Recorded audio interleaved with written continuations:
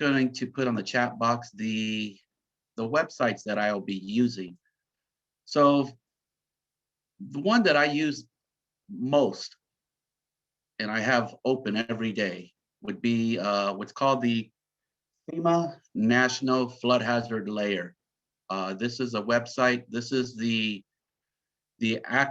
actual true and most accurate website to go to determine if the structure is in or out of the FEMA flood zone. And that is this one here. Let's see. Is everybody seeing it? No, we don't see your screen. No, we can't see it, Eddie. Okay. So I obviously didn't share or something. So go in the bottom in the green like I showed you. Share Where it says screen. Share screen. Click on that. Okay. And then share. Perfect. Okay. So again, this is the home page. And you always get this box here. Say okay. Here you just click the X. And you know the website is working correctly when you see you've got all this red shading throughout the US and stuff. So that means that it's working as should be. So what you do is you just go over here to the upper left corner of the box and put in an address. So I had an inquiry earlier this week about this property. And some of you may know this one. This is, of course, here in Visalia. And you'll notice as I started putting it in, it'll populate. If you've got a wrong address, it's not going to come up.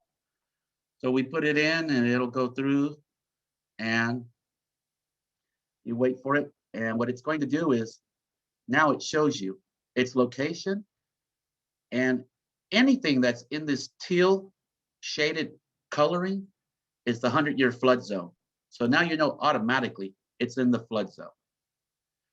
These black lines are what we call the base flood elevations.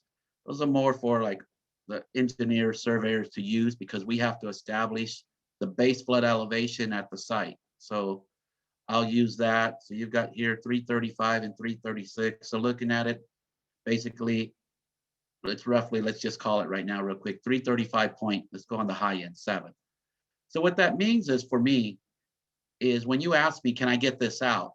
I'm going to look to see where it's located. Also, I'll look to see what work have I done in that area? And I'll go to my files and I'll put in Roosevelt and I'll see if I've got any properties that are adjacent to it, which I have. But the other thing you can do is if you go to the upper right-hand corner, you're going to see the layer list. You click on the layer list and it's going to open up a little box. And you got here NFHL, National Flood Hazard Layer. Click on that, drop box menu. You go down here to LOMA, Letter of Map Amendments. Click on that, give it a little bit, and boom, there it is. You'll see these purple little circles come up. And what that's telling you is there are letters that have been issued by FEMA, okay? So you can pull it and move it. Take a look at these letters. So like, for example, here, you put your cursor on the bubble, box pops up, and it says letter of map amendment, shows you the address of the property. And this is another good tool to use because before you even consider maybe calling me, you're doing your research and you may find that the structure's already been removed. So then if, let's say if you were inquiring about this property, 624 East Douglas, says right here on the link, download letter here. Click on that. If you've got Acrobat PDF, it'll pop up right away. So this was issued June 6, 2018. Here's the case number, letter of map amendment, determination document, the key words that we all love to see, removal. And that's how quick and easy you can do your research. Like I said, prior to me calling me, and then It shows here the address, 624 East Douglas, outcome. What is removed from the special flood hazard area, or is what we call flood zone? The structure, residence was removed. The big thing is the flood zone. It's been changed from an AE to an X shaded zone. So then you know, there's the letter. You can print it out, give it to the buyer, the seller, the lender, whoever needs it, the insurance agent, and you've got it. So that's a quick check, one way. Here, as we go back to 627 East Roosevelt, there's no letter issued here. Unfortunately, as I told them, that these homes here are older homes. And generally when you find an older home, you're probably not going to even find an elevation certificate for it. And the reason for it is because when the home was constructed, the community was not in the National Flood Insurance Program, so there were no requirements for an elevation certificate. There were no requirements in place for elevation. So we find a lot of these older homes are built up on a crawl space foundation. So what we'll find is that they don't qualify for removal, but yes, we can provide the elevation certificate. And if the floor level's at the appropriate height, then they're going to get the lowest flood insurance premium possible. So, like I said, so here I would provide the information, and like I said, no, I can't get this one out, but we can provide an elevation cert if possible. So, like I said, that's one quick search for it. Sometimes though, on this site, not all the what we call letter of map changes are on here. They are generally from, you'll find 97, I think it is, present. Older ones, for the older ones, you'll have to go to FEMA's other website, and I'll click that. That's called, let's see here, the FEMA Flood Map Service Center. Here, again, is another way you can look for the property.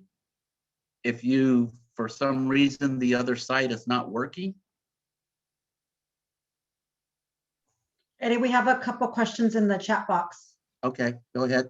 Do all of the FEMA letters appear on this map? Let me go back to that. I know I had it open. They will show up. Like I said, from, as I mentioned, I believe it's 97 to present. You will find them on here. Sometimes, again, they're not. But then again, you need to know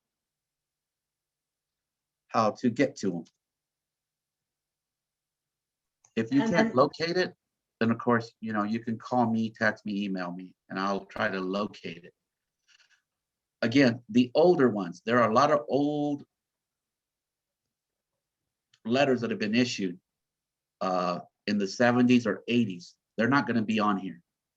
You either have to go to the other website that I was going to show, or call the local community official, like Lupe Garcia here. He's the he works for the city of Visalia. He's the engineer that oversees this program, and they would have the hard copies. So that's one way. Another way to locate those that are really. Do you have Lupe's number so I can put it in the chat box by any chance? I can get it for you. Okay. Yes. And then the other question was, so if the property has a crawl space underneath, it will never qualify for removal from flood zone, question mark? No, that's not true. What counts is, and let me see if I can go over to this other site here. This is, of course, this is Zillow. Everybody uses it along with other sites. So again, this is the same property. It was convenient for our discussion. I use Zillow as well because I don't actually have to go, if I haven't been out there, I can go here because this will give me a lot of good information. Okay, so as I go through the photos, I'll look at it. And here you see a crawl space foundation. You got the vents, so that tells me, okay, so that portion is generally elevated. But what caught my eye on this one was here. You've got a garage conversion, okay? So generally when you have a garage conversion, what they did was, of course, they closed off the garage opening and they made a room out of it. So what happened here is you've got the interior floor is concrete. So this is what we call a dual foundation. You've got a concrete foundation and the rest of the house is elevated on a crawl space. Now for this example, to answer that question, it could be something in this situation, or it could be a crawl space entirely where you do have a garage and you do have the vents in the garage. What counts is for removal from the flood zone. I'll get a better picture. Let's see here. Is we'll take grade shots right up against the structure. If we'll put our survey rod here, we'll take a shot at the entrance. We will take shots here, maybe one here. We'll have a number of different shots, one on the corner, one on the sides, one on the rear. So let's say we take 8 or 10 shots. What I do is I look at my notes and I determine which of those shots is what we call the lowest adjacent grade, the lag, LAG. If the lag is equal to or greater than that base flood elevation, remember as I showed you on that site, that black lines. So if the lowest adjacent grade is equal to or greater than the base flood elevation, it qualifies for removal from the flood zone. That is the key thing for removal that FEMA looks at. The lag must be equal to or greater than the base flood elevation. So sometimes as well, you may have an elevation certificate that's been provided, whether it came through, you found it on the city's website or the client. Again, here's an older home. Let's say they've had 2 owners. The second owner decides to try to lower their flood insurance and they hired somebody to go out and provide the elevation cert. They had one on, with their personal documents and they provided it to you. And then if you give me a call, I'll ask if you have one available, send it to me so I can do a review and take a look at it. Let me see here. Let me see here. Can everybody see this? The elevation certificate? Okay. Here's an example of an elevation certificate for a property that was on North Burke Street here in Visalia. This was sent to me to do a review for this property. They already had the certificate available. This was done by Forrest and Weber. Here's the key thing. Anytime as well you get an elevation certificate, this is how quick you can determine if this structure can qualify for removal or not.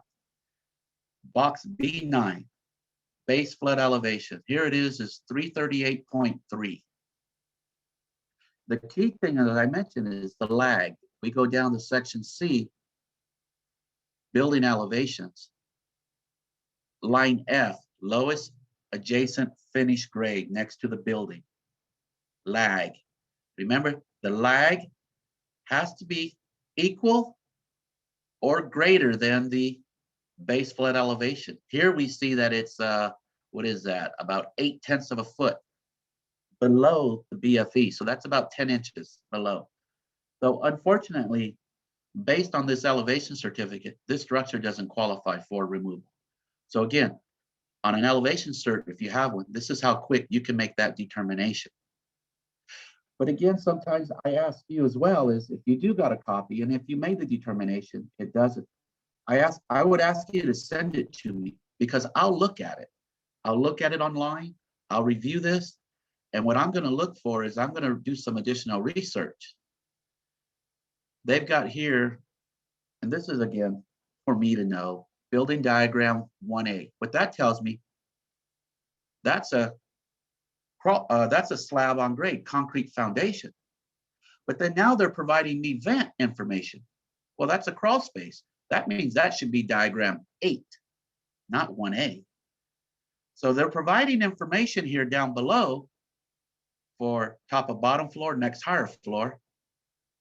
And then you got the lag. So here, there's a little confusion. I'm kind of thinking, which diagram? So what I may do with this one, of course, I'll pull it up. I'll look at it. If I can't get a good picture, I'll go do an inspection from the street, take a look at it, and then let you know. But I have found elevation certs that have been done and where the lag was equal to or greater than the BFE, and that client was paying flood insurance for 3, 5, 10 years when maybe they shouldn't have been paying because they qualified for removal. So again, this is good information for you again to be able to make a quick assessment. And then you can call me or email me, and then I'll verify what you've seen or you come to believe, whether it's true or not, what could be done. So another site that is useful, let's see here. How do I get this to go up? Let's see here. I got that one up.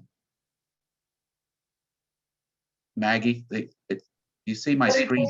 Yeah, I see your screen. So what are you trying to do? I've got other tabs here that are open. I'm trying to. You want to close those out? No, I don't want to close them. I want to get to them. It's just this thing is kind of blocking me. Are you able to do it now or no? Let me see here. Let me try something. No. So click on the other ones on the other, yeah. There's that one, Click but on I've got others behind here that are open. Okay, so then minimize it. So go into where the X is at on the other side to your right. And then go That'll on. close everything. No, not that one. Go to the next one. And then click on that one. And if not, you can go on the other one and it'll close it out. No, the other one. Right next to it, that one. Okay, that's my backyard. I'm joking. And then they're Let me see. asking, how much does it cost for an elevation certificate or to get removal from a flood zone? Okay, cost-wise, it varies. Generally in the city, like here, I've done other work already. So what I do is when I go into an area, I establish temporary benchmarks so that if I have to come back, I don't have to start from a known benchmark that's 3 blocks away or farther out. So generally in the city of Visalia, the elevation certificates will be $750 to $800. If I'm out in the county, the price is going to be more because in the county, the benchmarks are scattered throughout if they exist. I go through my sources to find them, whether it be online or I'll go through the Tulare County, the surveyor's office, and utilize their information, or sometimes I'll go to the consultants as well that I know will share. Out in the county, an elevation certificate can be $900 to $1,200. It just depends. For removal, generally it's $900 to $950 within the city. Again, in the county, it could be more. Again, because depending, again, of where the benchmarks are, how much work I got to do to determine if they can qualify for removal or not. If it's in a zone A as an apple, those, like I said, zone A has the highest flood insurance premiums because there is no base flood elevation established, such as here. Like I said, what that means is FEMA here, when they come into a community corporate limits, they do a detailed study. So the engineering consultant will run the model and come up with the base flood elevations within the corporate limits. Outside the corporate limits, they don't do that because they've got more river miles to study and they only got so many dollars. So they use an approximate method. So what I do is I come up with the base flood elevation and establish that. So in the county, if I know I can get it out, but the survey is I have to bring an elevation in from a mile away, you're looking anywhere sometimes from $2,000 to $3,500. It varies. The key thing though is if I can get it out of the flood zone, we're both going to save the client thousands of dollars over a 10, 20, or 30-year loan. Because, like I said, flood insurance is not cheap. It varies. Here in Visalia, you got what we call a preferred risk policy. They're over $600 now. That's the cheapest premium. To getting a property that's in a zone AE, you're generally looking at $1,000 a year. So 1,000 times, 10 years, that's $10,000. So again, those are generally my prices. I've had, of course, clients that you have given me that have, let's say, storage facilities. So they've got that and other properties, then I'm going to give them a price break because they're giving me more work and everything. So of course I'll discount the price as well. So, any other questions?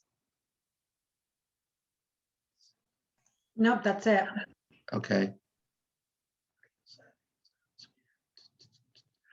So let me get to this other sites. Let me see here. There was Because you have some tabs open. I Is do. that the ones you wanted to go to? It says FEMA National Flood, FEMA Flood Map Services. Yeah, I had them open. Click on, so you go on there. So you see the bar tab? Yeah, just click on whichever one, not that one, the next one. So when you click on those, it's going to open it up. So it looks like you have FEMA National Flood and then you have FEMA Flood Map Service. Yeah, but what I see is a drop down. So no, but you click on it and it should open it. So click on whichever one of those two you want. It's not allowing me. I'll bring it up on another tab and stuff. Okay. Okay. So let's see here. This is, oops. FEMA Mapping Information Platform. This is what they call the MIP platform. This is where I have an account established. This is how I upload my my applications and support docs with FEMA. I'll log in and then, like I said, I'll upload and they will, this is where I submit, and then FEMA will do the review and approval, and then they notify me by email. Now, the other cool thing about this site is you can go under tools and links. Then you go public reports. And as I mentioned about old letter of map changes that were issued by FEMA, here's one way to definitely to find them. FEMA has them all on here if they're available. So you go click on this public reports, so select report name, complete it, letter of map changes. There's two types. There's what we call letter of map revision and letter of map amendment. Letter of map revision means that the structure was built on fill and was removed. Letter of map amendment structures are a natural grade. You can go to any county in California and get the reports. We'll go to Tulare, of course. Community name. These are all the communities here that participate in the National Flood Insurance Program under Tulare County. So let's go to Visalia. Don't worry about community ID. Get report. It'll turn and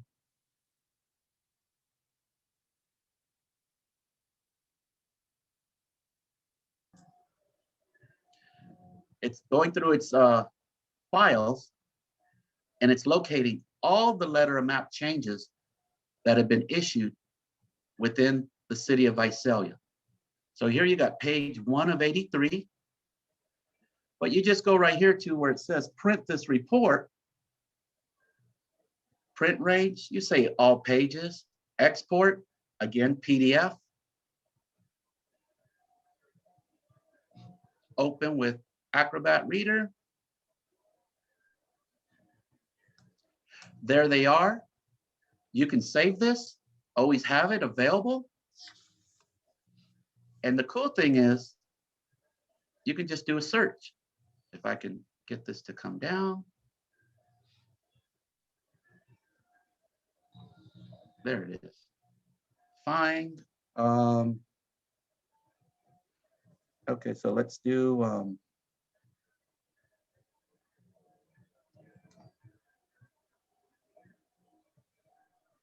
Damson Avenue. Let's see. I have a real address for you if you want, because I need to know. Okay, Would you like a real address? sure. 1403 West Vine Court. I don't know why it's, I think it's East Vine Court. Is it east? I think so, We yeah. could do both, but still, okay. East Vine, I'm sorry, it's East. This is Maria, Maria Okay. L. It doesn't show anything under that address because, Ah, okay. but here's the cool thing too. Sometimes again, let's just go through Vine Court because this will include both west and east. Notice found 1 of 29. So then you can look at the address. 1315 East Vine Court. This right here is the Loma. This is tells you It's in Silver Creek, yes. this tells you when it was issued. It was issued in 2010. Ah, And this is the date. And let's say, okay, you keep looking. Here's the next one, 5125 West Vine Court. So this is really good. Like I said, this FEMA mapping information platform to find existing letters. So let's say now this one here, let's say the 1344. Let me write that down first.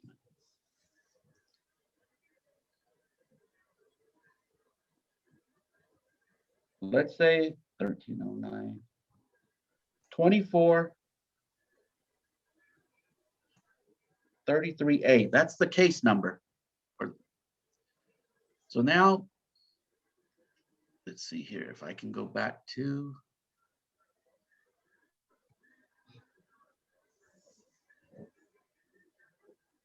Eddie, they're also asking how long does it normally take to get a property removed from flood zone? It takes generally, I tell everybody on my end about, it'll take me from start to finish about 2.5 weeks. But when I enter into the mapping information platform, FEMA's going to do one of two things. Once I hit submit, after I've got everything entered and I verify everything's correct and accurate, I hit submit, FEMA's either going to approve it instantaneously or they're going to audit it. Okay. So obviously, if they approve it instantaneously, I can download PDF letter right away, save it, and of course, I send it out to the parties that that need it. You know, if they audit it, audit is a standard review by FEMA. What it means is that they're just checking my work. They want to make sure that it meets the criteria for submittal through the portal. They want to make sure that the information provided is in compliance with the regulations and that it qualifies for removal. If it doesn't qualify for submittal, they're going to kick it out of the system and they're going to basically review it in detail and they'll assign a new case number. But most cases, when it's audited, it's a standard review and it takes 3 days. I'll get an email that says that it's being audited. Then I get another email that says it's been approved. So then I can log back in and then I can download the letter. And then what happens is, let's say that one's approved. Now think of an airport. This application was waiting for takeoff, but it was being, as I say, audited. It's waiting for the tower to be cleared. I can enter, Barbara, your application, Janet, Maria, everybody else's application, but these planes or applications are waiting for the one that's being audited to take off. So once that one's approved, then Barbara, if yours is going to close in a couple of days, because I keep track of the close of escrow dates, Barbara, I'm going to submit yours next. And generally what's happened is they're going to give me carte blanche and give me 3 to 7 to 10 instantaneous approvals. So Barbara, boom, I get yours approved. Janet, yours is next. Yours is approved, so on and so on until a random audit pops up. So it varies. It varies, but that's why I say generally give me 2 to 2.5 weeks. I can have the letter by that time, if not sooner. The ones I do love though is I'm closing Friday, and here we are, it's Tuesday. We just found out it's in a flood zone.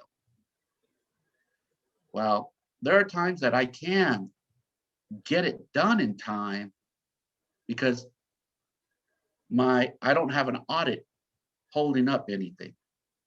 But like I said, though, this is where again, as soon as if, like I said, on your end that price has been agreed to and you're going to go into escrow, then yeah, I'd like to know as soon as possible so I can help you to get this as soon as possible so that this is one of the boxes you can check early and we're not waiting to get this letter. Sometimes too, though, when I enter through the MIP portal, there's additional data FEMA will request. They'll put that on me. They'll send me a notice or an email that there's a request for additional data. So I'll open up the PDF file.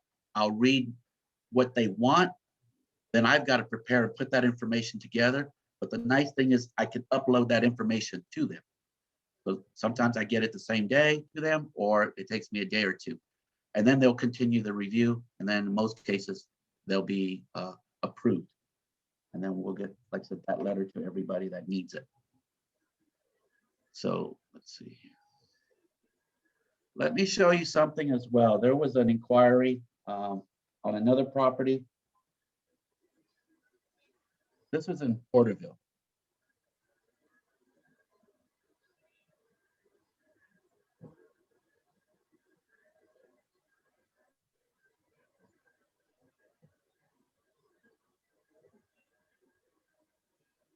$345. Make sure I got the right address. Actually, no.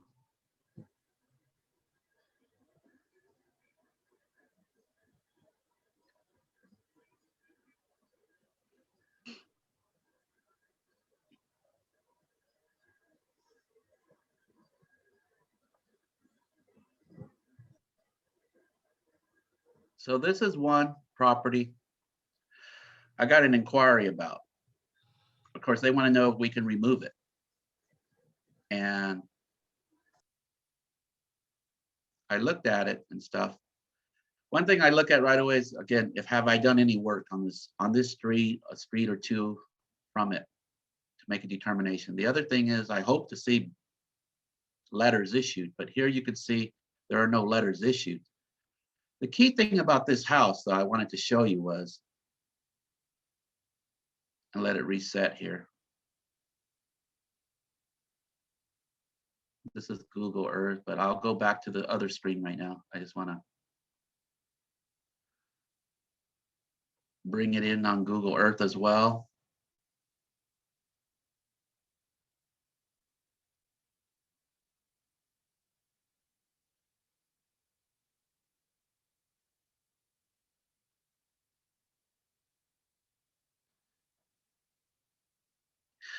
This company, they buy homes that are dilapidated or that need to be remodeled, and they remodel and they flip them. So they inquired about this one. But let me go back to the other screen. So here's the house. I can zoom in a little more.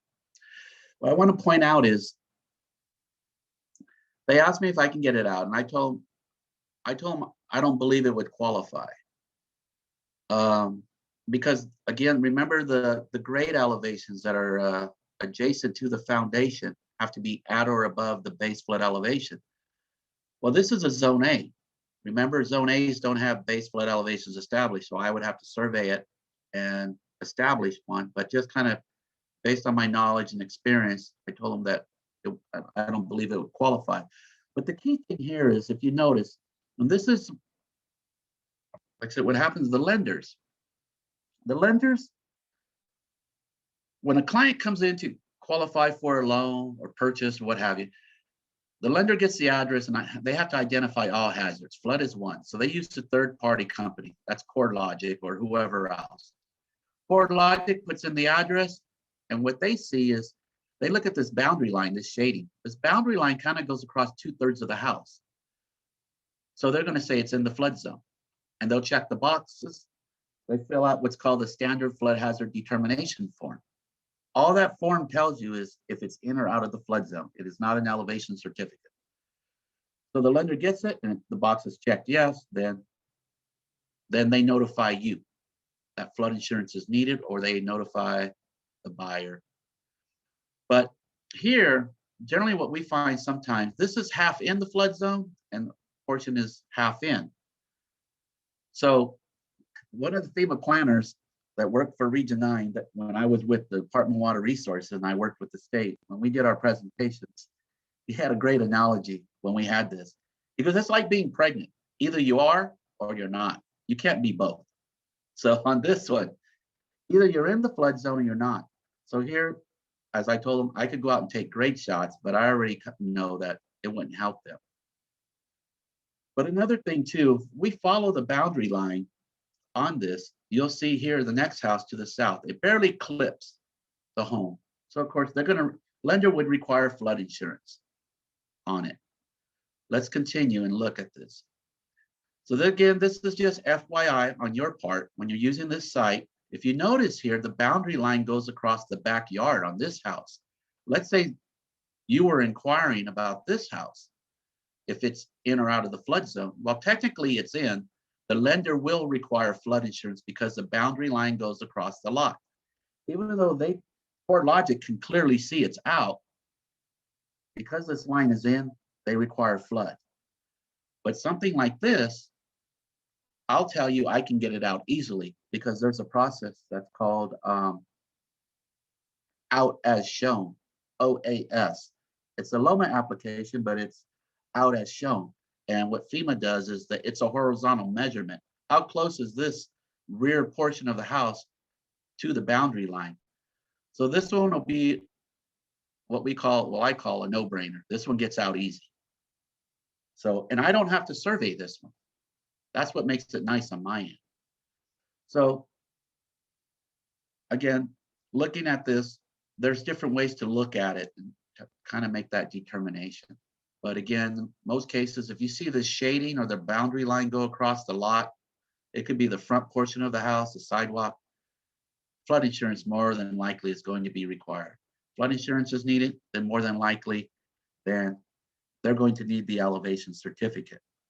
And this is the new elevation certificate, which you have seen, and that is, of course, used and filled out by me and other consultants. This is used for compliance with the local community, such as this is for a client in Sanger. He's going to build a home. It's in a zone A. So I went out there, did the survey work, provided the preliminary so he can get his permits to build. This is also used on the insurance side, as you know, by the insurance agent to rate a flood policy. So this is also used. I can use this as a support document to submit with the applications too, to remove structures from the flood zone. So let's see here, let me close those. Are there any questions based on? No, no questions so far. Okay.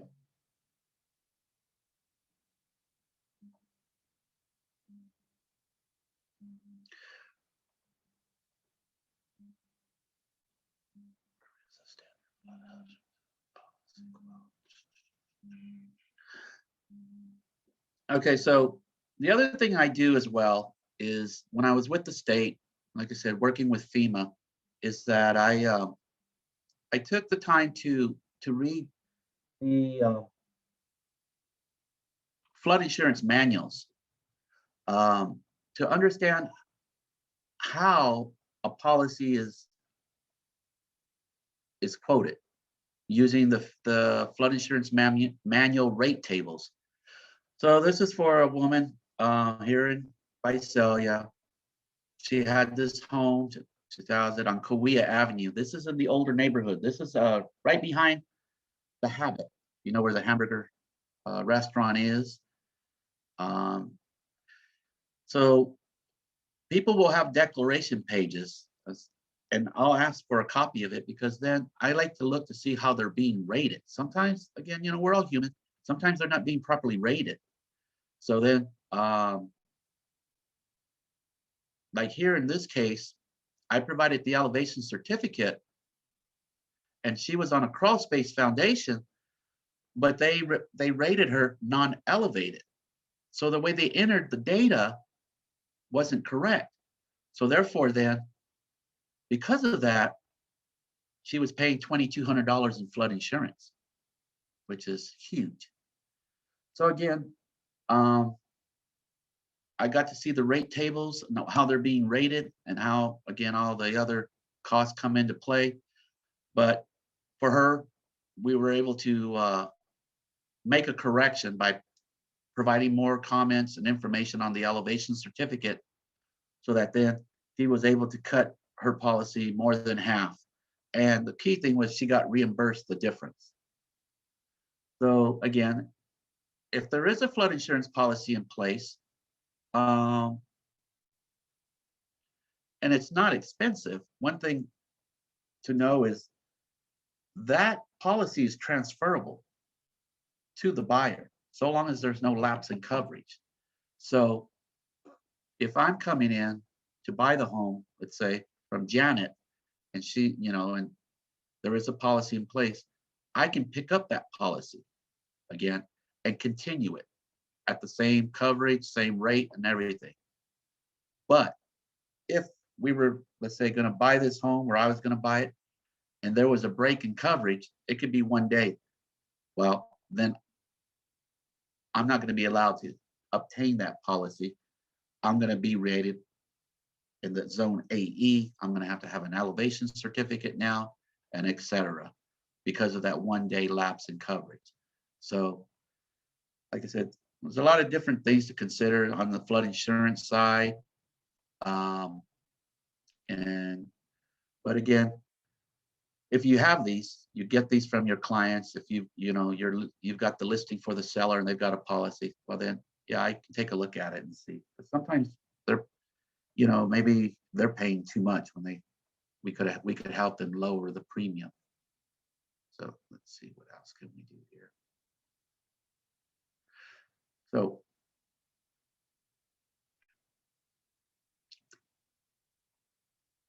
if you remember, under the, let me find it. Under the community, the completed letter of map changes by the community. As you remember, we looked at the ones for Visalia. Okay, this has all the letters that have been issued by the community. There was one number that I wrote down, and I believe 2433, and that was for this one. I just took it randomly. So if you're having trouble finding the letter, what you can do is go over to the FEMA's Map Service Center search all products.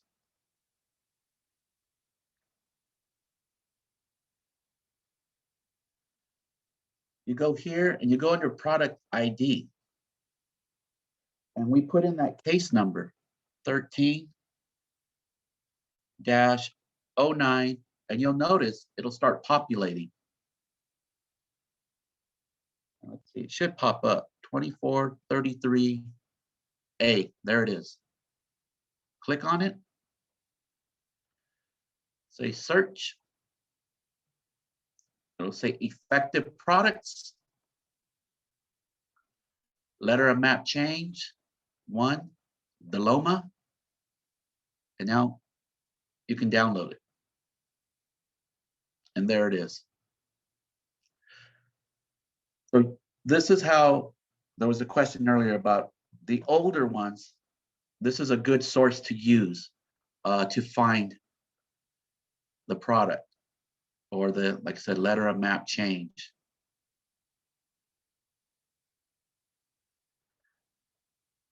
And that again, that was using the FEMA Flood Map Service Center. Another good tool that they have here, you just, like I said, you go to the home page. Again, sometimes FEMA's National Flood Hazard Layer that I showed you where, you know, you can see right away the zone, the BFE, and pop up the letter of map changes.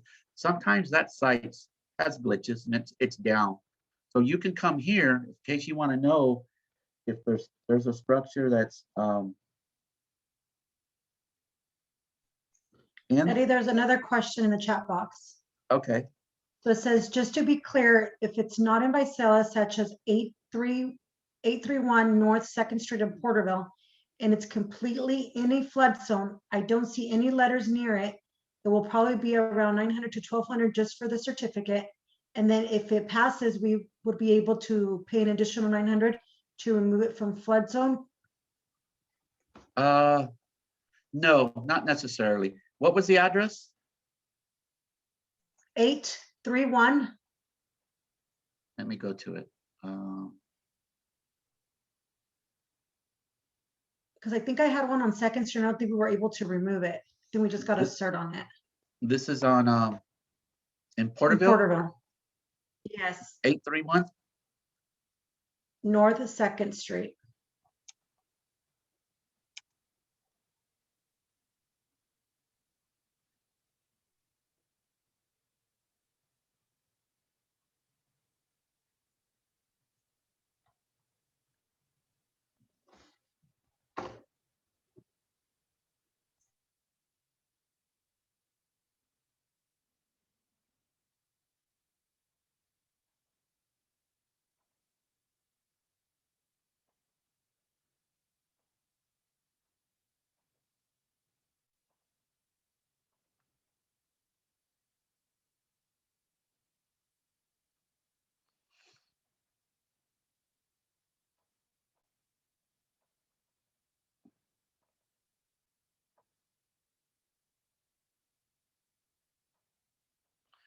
Like this one, okay, this is the home. It looks like a garage conversion right off the bat that I see. It looks like it's elevated on crawl space, but the key thing I don't see is vents. Okay, so that would be I'm just trying to move it to see.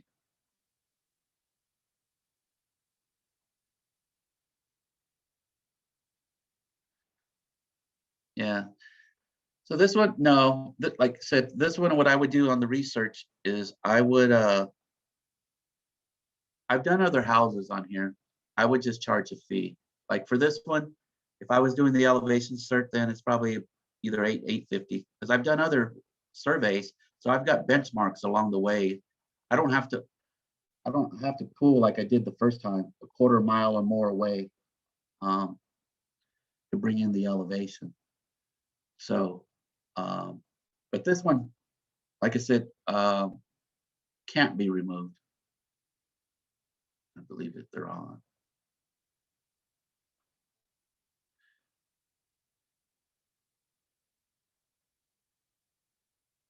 Yeah, there's no letters there. So the best thing they can do is get the elevation certificate to help lower it. And you can see the letters that have been issued. There's only, here's 2, 3, 4, 5. So it's kind of very rare. And what happens is again, these are older homes. Again, they're not elevated high enough. And what happens is sometimes, like what you see here in Porterville and Lindsay, is that the depths, the base flood elevations increase quicker than the grade elevations do. So therefore then the depth is above the lowest adjacent grades and they don't qualify for removal. So the best thing is to provide an elevation certificate. Now on this one, looking at it, if this is a crawl space, but they don't have vents, then what happens is on the insurance side is there's a surcharge that is put on the premium or the policy because it doesn't have the proper number of vents in place. So their flood insurance is going to be higher than normal. But in order to correct that and try to get the lowest policy available, they would have to come back in and they could have somebody, we've done it for clients, put the proper number of vents around the perimeter of the house. Then we revise the certificate and that then they get re-rated for flood insurance.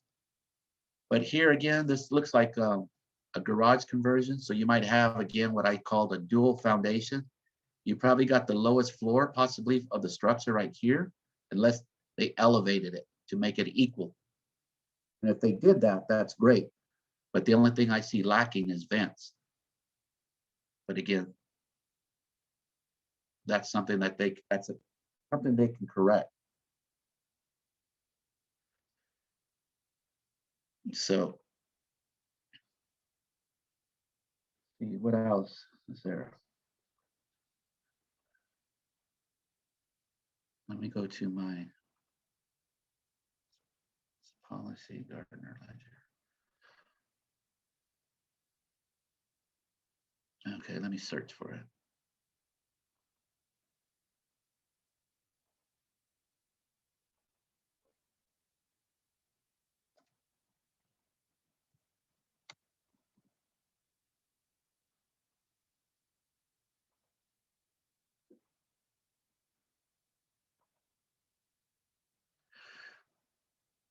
Now, this is an old one, but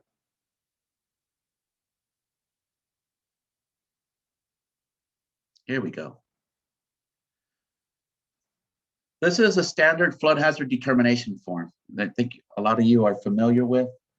As I mentioned, when a client goes in to get qualified for a loan, the lender is going to identify what hazards exist and stuff on that property. And one of them is flood, of course. So they'll use their third-party company, CoreLogic again, or somebody else that they're under contract with or so, or provides a service, and they will complete this document, okay? So this document, again, is a standard flood hazard determination form. What it is basically, it's notifying the lender if the structure is in the flood zone or not, okay? So they'll go and they'll fill it out, community map number, put in the panel number, the flood zone, AE, effective date. Is there a letter of map change? Yes or no? Well, in most cases, they're going to say no. But I had this, I just got a letter for a client.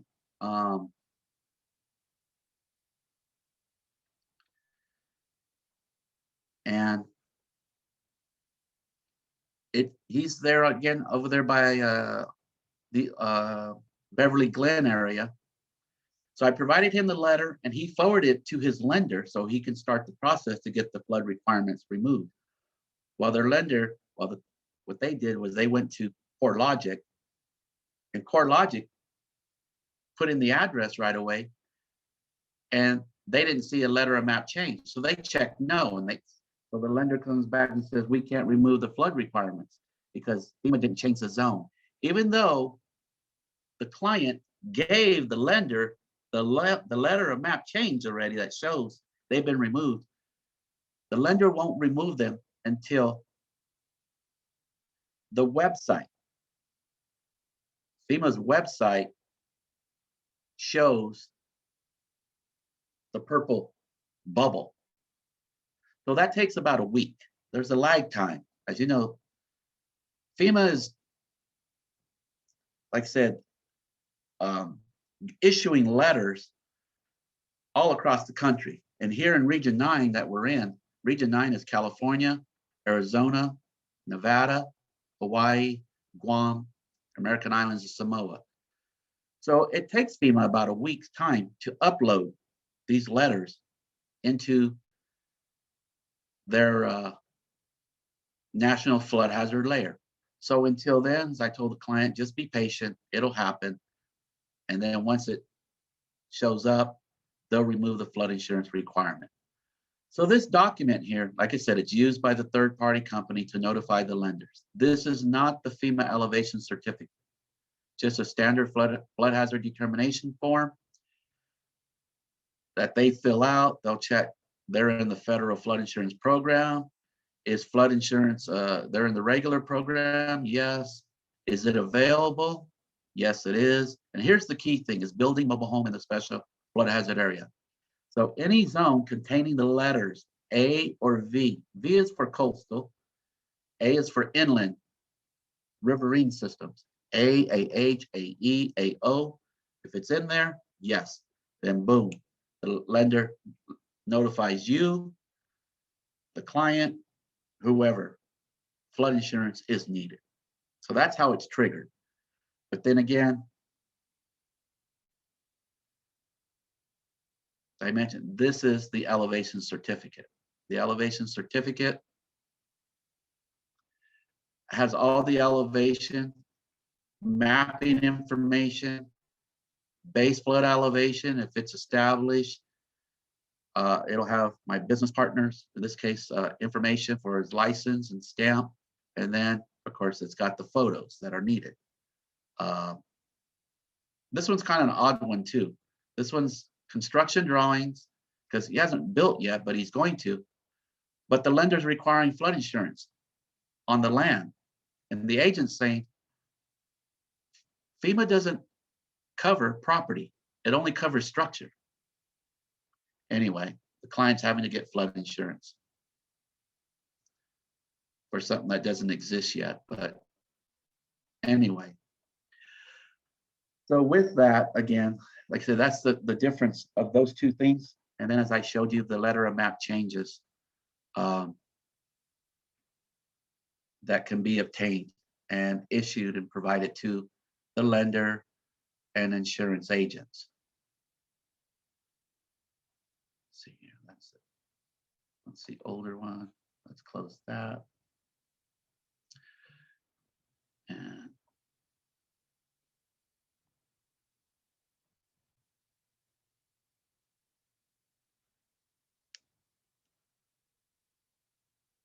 so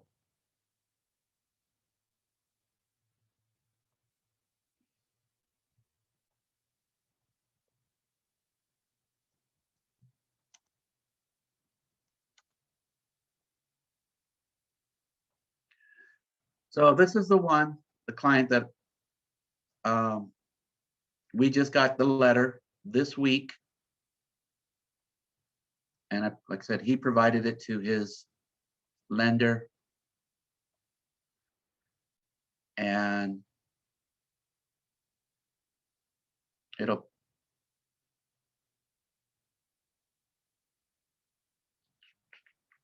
come on.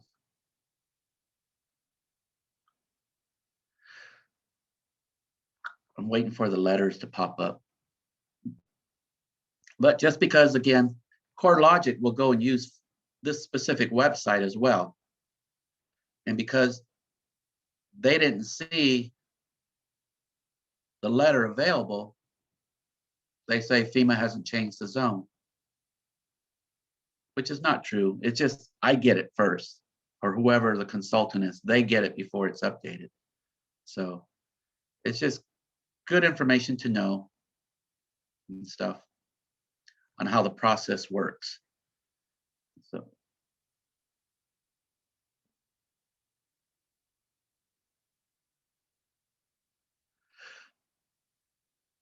Let me see here. Another thing that I wanted to discuss was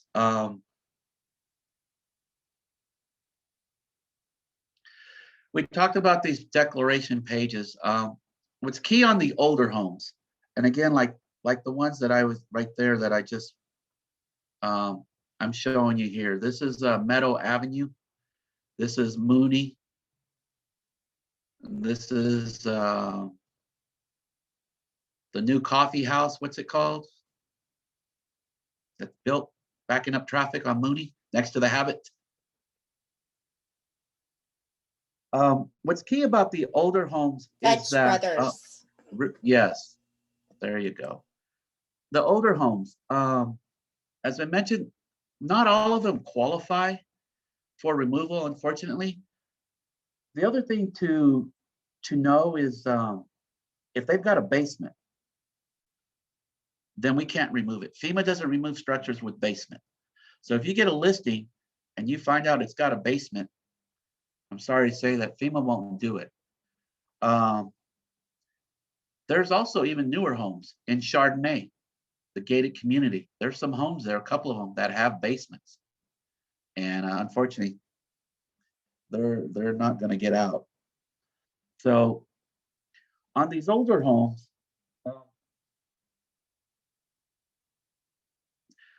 what happens is sometimes a client possibly has a flood insurance policy in place, but they're being rated what's called using pre-firm rates. Pre-firm means pre-flood insurance rate map, FIRM. So they're being rated before their first map came out, so their premiums are probably higher. So on older homes, if they have a survey done and the certificate shows that the floor level is in compliance, they've got the proper number of vents, etc., they can use or be rated using post-firm rates. Post-firm means post flood insurance rate now. So then they would be allowed to use the lower rates, and that could be a substantial savings for the client. Just by having an elevation certificate, and it shows that the floor level again is at the proper level, you got the proper number of vents in place in the house, in the garage, etc., then they can get re-rated using post-firm. It drops the premium, and then they get the difference back. So that's key on these older homes, using pre versus post.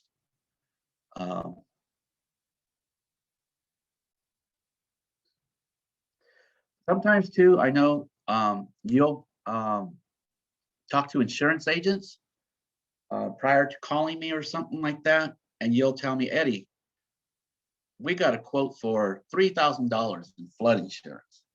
It's ridiculous, which it is. I mean, and what's happening is when you go get a quote on a house, an insurance agent is going to use what's called tentative rates. These are rates that are set up high for these kind of purposes because they don't have true actual elevations or data yet. So until then, they're going to use tentative rates. So the quote's high, and then, like I said, you call me, you tell me go out, do the work. Then either, of course, in this case, we provide an elevation certificate. So now the insurance agent has the photos, they've got the building diagram, they've got the proper floor levels, the vents, all the information that they can put in, and that premium will then drop substantially. So that's what happens there generally. And then hopefully though, while we're out there, I can relay the good news that, oh, you know what, we can get this house out. So that then we'll just jump over and not provide the elevation cert, but I will go ahead and complete the application and get the letter that's needed for the property. So again, as I mentioned, on the house here that we got removed, the letter was issued, gave it to the lender, but they, poor logic, didn't still check yes in the flood zone because this purple box didn't show up for this specific address. So, but again, it takes about a week's time. It'll happen and stuff. So if there's any questions, I'll be glad to answer. If not, then you guys know more than me now. Do we have any other questions? Excellent presentation. Thank you very much, Eddie. You bet. Anytime. I know I will be calling you regarding that Vine property. Yeah. And the key thing too, we go everywhere. I mean, up and down California. So if you've got other property outside of the valley, you've got associates, family, friends, like I said, just like everybody does, just call me, text me, email me. I don't charge, as you know, for research and all this. And so I'll provide you the best available information I can. I'll give you the options. I think the routes that you could take or, you know, to help. So again, something comes up, let me know. And also too, if there's, again, somebody else got a letter, you know, from another consultant, but they misplaced it or what have you, provide me the address or whatever information you can. I'll search and find it. And I'm going to provide it to you. I'm not going to charge for that. The letter's already been issued. It's public information. It's just a matter of knowing how to get it and stuff. So the other key thing too about the letter is like here for this client that we just got the letter this week. The way it works is, okay, FEMA distributes the letter to the applicant. Well, or generally the consultant who completed the application. So that was me. FEMA will also send one to Region 9 headquarters office. That's in Oakland. So they get a copy, but also the local community gets a copy. So Lupe Garcia will get a copy within a matter of a couple of weeks. He'll get one, but also to the state office where I used to work, Department of Water Resources. They get a copy. So there's copies out there readily available. But again, most importantly, City of Visalia has it. And they've got a real good program in place, and they will, like I said, locate and identify the letter if it exists. They should have a copy, and they'll have it electronically. They're really good now about keeping the letter and map changes on their system. And for a phone number, as you mentioned earlier, for Lupe Garcia, I'd call this number right here, the 713-4444, and ask for him specifically, so that then when all of you call him, just tell him Eddie says hi and that I gave his name and number out. He'll be happy. Under one more thing that comes to mind, under the City of Visalia's website, again, as I mentioned, they've got a good program in place, you know, that handles the National Flood Insurance Program. Under their website, you'll go to flood information, and you go here, elevation certificates on file. What they've done is any consultant that has done an elevation certificate and has provided them a copy, they'll upload it. So you can put a street address or just by name. Let's go again, just go Gamson. And here I'm just putting Gamson, and look at, these are the elevation certificates that they have on file. So again, sometimes I'll go here to look to see if there's something on the system. And if I find it, I'll pull it up and then take a look at it. So this is for 3903 West Gamson Avenue. Diagram 1A tells me it's a concrete foundation. BFE 315.60. Lowest adjacent grade next to the building is 315.2. Very close, 4/10. 4/10 of a foot of getting out. 4/10 is 4.8 inches from qualifying to get out. If it was me, between me and you didn't hear it, nobody's recording, right? I'd get the client out. Okay? Somebody this close, so to speak, I would get them out because, again, as I call it, and as I learned through the state, it's close enough for government work, as we used to say. But this is, like I said, a really good site that they have where you can find, like I said, elevation certificates. And this is, again, only for the city. They don't have them for the county. And Tulare County doesn't have this online. But under Tulare County, though, what you want to do is call and speak with Mr. Craig Anderson. Craig Anderson